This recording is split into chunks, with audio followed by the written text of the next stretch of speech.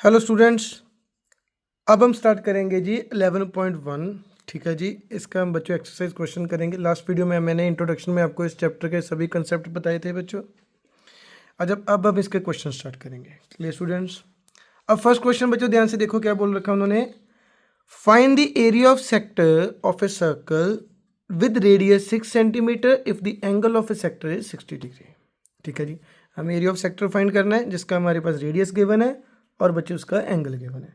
देखो स्टूडेंट्स, मैं ऑलवेज बोलता हूँ कि देखो बच्चों, फर्स्ट स्टेप आपका मैथ्स में क्या चाहिए कि स्टेटमेंट को भी आपने डायग्राम में, एप्रोप्रिएट डायग्राम में कन्वर्ट करना है। आपका डायग्राम बना होगा तो आप बच्चों इजीली कोई भी सम कर सकते हो। अब देखो, इसको हम डायग्राम में कन्वर्ट करेंगे क्या। जैसे हमारे पास क्या है जी, एक सर्कल रहेगा। Suppose this is your circle, ये हमारा सर्कल हो गया। अब सर्कल का उन्होंने क्या बोल रखा है बच्चों, रेडियस गिवन है एंड एंगल ऑफ सेक्टर कितना है जी, 60 है। हमें उसका एरिया फाइंड करना है। अब देखो, ये सेंटर रहेगा बच्चों, ये हमारा क्या आ गया जी, रेडियस। रेडियस कितना है बच्चों, 6।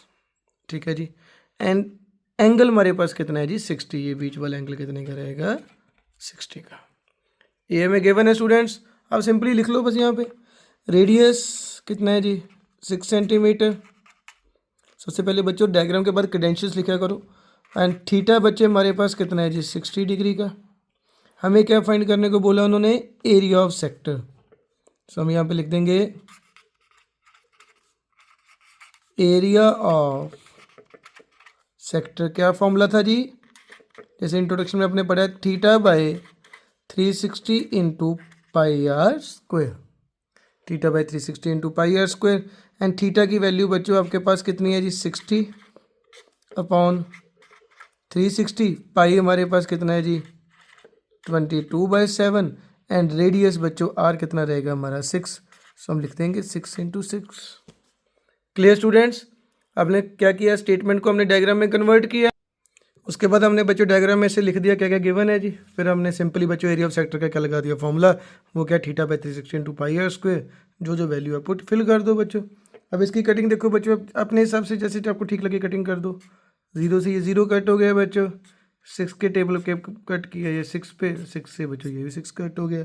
सो हमारे पास बच्चों फाइनल आंसर क्या बचेगा जी, 132/7 centimetre square. So this is your final answer. Clear students? So first sum आपका इजी था। सिंपली हमने क्या करना था जी, एरिया ऑफ सेक्टर फाइंड करना है। हमारे पास एंगल गिवन है और रेडियस गिवन है। Clear students? आई होप आपको सम अच्छे से समझ लगा हो बच्चों। ध्यान से करना, अभी इसके बाद थोड़े से आपके सम डिफिकल्ट स्टार्ट होंगे जी। Thank you so much.